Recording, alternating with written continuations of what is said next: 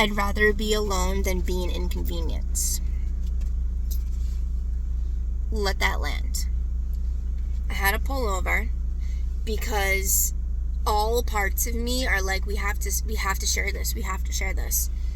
So last night something very interesting happened. Today is April 14th, 2026. I have learned that vulnerability is part of my superpower. I have learned that even if my story triggers somebody, it is medicine for somebody else. Triggering is not bad. There's a message there. And last night something interesting happened. I had asked my partner where something was, and he's like, oh, it's in the basement, which is 2 floors down. And all I did was go, oh, all right, never mind. I don't feel like going down there. And then I said something else. And he was like, and I wasn't upset. Like, it was a very just unconscious, like, oh, and I laid on the bed. Because I had a long weekend, a high energetic long weekend. And I just kind of wanted to relax. And I didn't honestly feel like getting out of the bed. And he said to me, you know, why do you do that? I was like, do what? And he wasn't angry. He was just like, curious. And I immediately felt like my senses like pay attention. So I was in my body. Usually when things happen, I'm witnessing myself from outside of my body, and this is the interesting thing. I witnessed myself inside my body, witnessing energy outside of my body and how my system was receiving what he was saying to me. Okay? So it was like, woo, what's happening? And all he did was like, why do you go, oh, and then say all this when you could just ask me, like, hey, can you go down and get that thing? I don't really feel like doing it. Literally that was just what he said. And I was like, well, when you sigh, like, this is what I feel. Like, or I said something like, well, when you sigh, when you're cleaning or you're doing this, like, it bothers me. So, like, me sighing bothers you. Something like that, right? And he was just expressing, like, he wasn't, his tone was normal, like, right? Like, there was no harm in anything he was saying. But the interesting part was that I heard a part of me being like, oh, you should be pissed right now because he's judging your size. When I was like, and another part of me is like, no, he's not. He's literally just like saying to ask him to go do it. And there's another part was like, yeah, but you don't want to ask him to go do it because he's tired and he doesn't feel good. So why are you going to go ask him to do it? You're fucking capable of doing it. You don't need help right now. You're not crippled. And this other part of me is like, let's be angry. This other part of me is like, what the fuck's going on with all my parts? Right? But I'm in my body aware because my body's just staying normal. And I don't feel like I need to fight or flight until I couldn't understand my parts and I just knew I needed to escape to understand what was going on, because my nervous system was like translating his words, and as my nervous system was translating the words, I was seeing the faces and memories of all these other people that had said like 1 or 2 words of what he said, but he's a safe space for me, that all of my parts were like, woo, fucking party time. And I was like, never mind, I'm just gonna go to bed. And I jumped on my side of the bed and I curled into my blankets and I rolled on my left side, and since a child that's been my go-to, and I curled the blankets up rather than running and leaving the room, because I was about to, and I was like, we don't need to leave here. He's not safe. And a part of it is like, yeah, but he just judged us and he's mad at us. We're not enough. Da da da da. And I was like, what the fuck? And he's like, all I did was say this. So why are you acting like this? And I just stayed quiet, right? He got up, he left, and I was like, I just need to understand why I'm doing this. Like, and so he went and made pasta or whatever, made food. So I'm laying in bed. Because I was like, I want to know what just happened, right? Because, one, I wanted to state change. So I wanted to, like, state change. I wanted to do something to state change, which I knew was running away.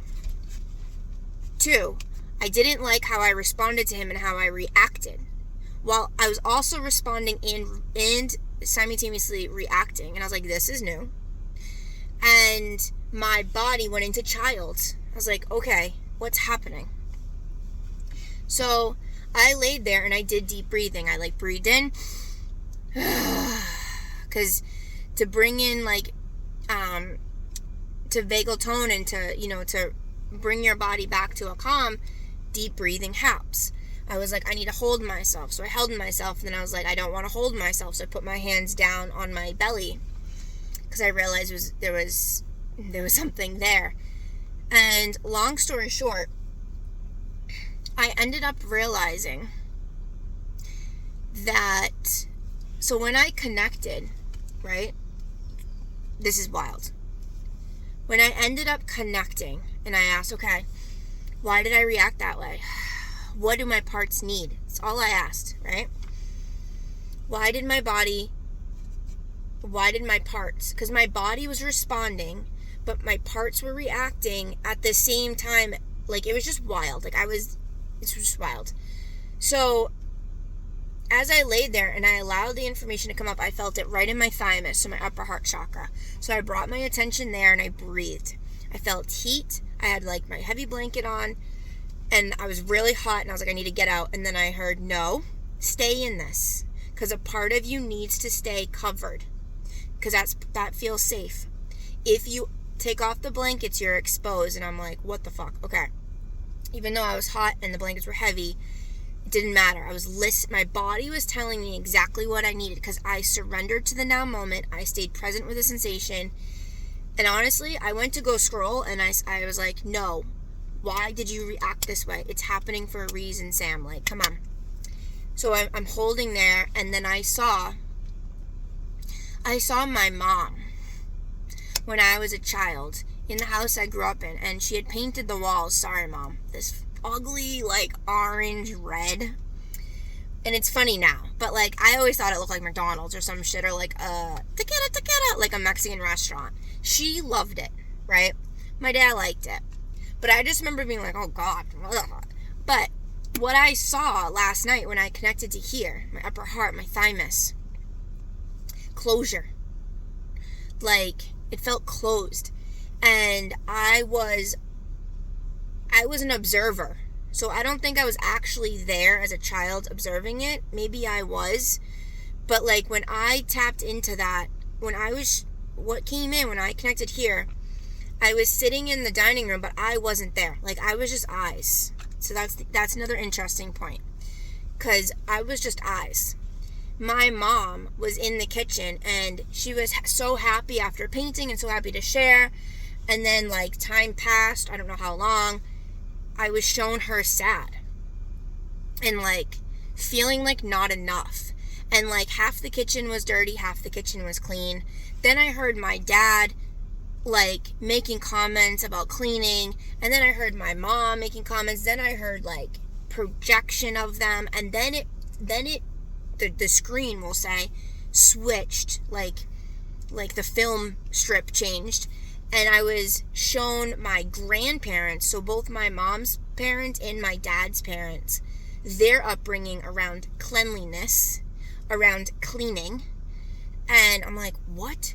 And I was shown, like, why my dad acts the way he does with the way he cleans, and how he thinks everyone else making the mess and doesn't take accountability for when he makes a mess sometimes.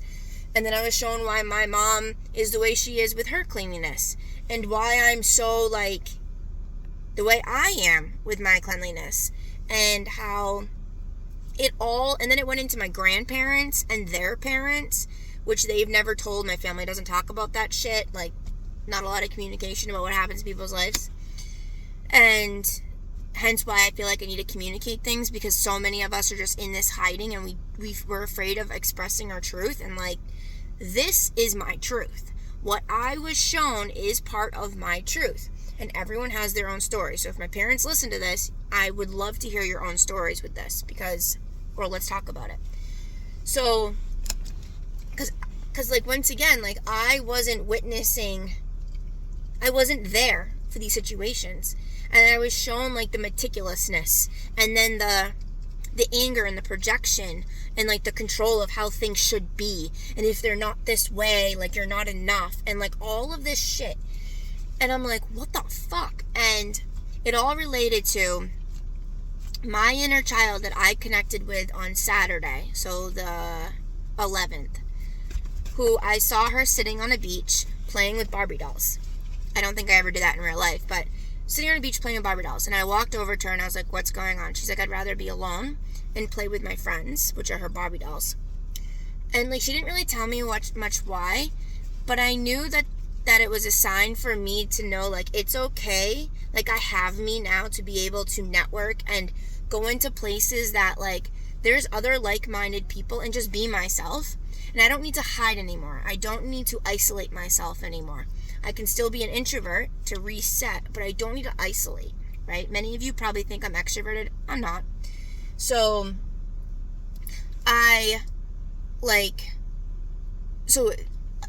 last night, right, so 24 hours later, after me connecting that little girl, she's the one telling me this story. She's the one showing me all of this. And she shares with me that we are an inconvenience. I was like, huh. And I was like, but we're not. And she's like, but we are. Like, if we don't do what other people say, or we don't act how other people act, we're an inconvenience. If we don't clean the way we are meant to clean, if we don't have our space the way we're meant to, if we disrupt other people's ways of living, we are an inconvenience. But it wasn't my 5-year-old's belief. It was the ancestors beyond. That's why I was able to stay in my body, and I was observing it I was getting the signals from the outside. So the proximity was interesting. And I was talking to her, I was like, so, you're not an inconvenience? And she's like, well, I don't know that. And I was like, well, how can I help you know that? And I just held her. I picked her up on that beach and I held her. And I brought her into my heart. And I just sat there and I cried. And that's when Matt came up. And I was like, and I said to him, like, I'm an inconvenience. Like, I'm not enough for you. And he was like, what? No, you are. I was like, no, like, I'm talking from my parts. Like, I need someone here to, like, hear, like, I'm not enough. Like, I'm not cleanly enough. I'm not, like, good enough. I don't do enough. Like, it was all, same again, all this fucking enough energy. Which, if you don't know, since this summer of 2025, I'm in my small no more. Like, small no more energy, which means I'm not doing just enough, making just enough, being just enough. Like, who am I at the end of the day? And did I soar, or did I rise, or did I give myself some, like, downtime, right? And I'm no longer doing things to fit molds or other people's expectations. Like, that's why I'm making this video too. Because there needs to be more of us sharing our fucking voice and our truth. And this is what I teach in my academy and in my coaching and in the programs, in the remembrance portal, like our courses. It's like doing what I'm telling you I did by, like, following the breadcrumbs, connecting to my body, and observing myself. And so I'm just talking to my little girl, and then she started showing me how we've now related it to my partner, because he is cleaner than we are, in the sense, like, I grew up in dogs everywhere, dog hair, and, like, whatever, some dishes, like, there was a lot of, like, tension around keeping things clean growing up. And I understood even more because I saw my ancestors raising my parents, and I saw their parents raising them, and vice versa, so the trickle-down effect. And so me, if I, like, hear him in the kitchen sighing or doing something, part of me is like, oh, it's my fucking fault. Or, oh, like, I need to go do cleaning, I need to do this, like, I'm not good enough. And he's never said that. But he was the safe space for me to go in and hold myself and connect. And so I shared this with him, and I shared so much of the visions I was seeing, that, like, I'm not going to share on here because they're personal for my parents. And stuff between him and I, and he's just like, wow, that's put it in perspective a lot from me too. Because him and I have a very healthy relationship. We communicate.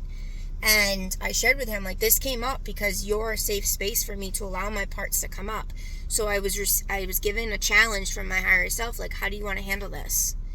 Like, and it's really beautiful because, like, I noticed that there's so many ways in which I've felt like I was an inconvenience, which correlates to not enough.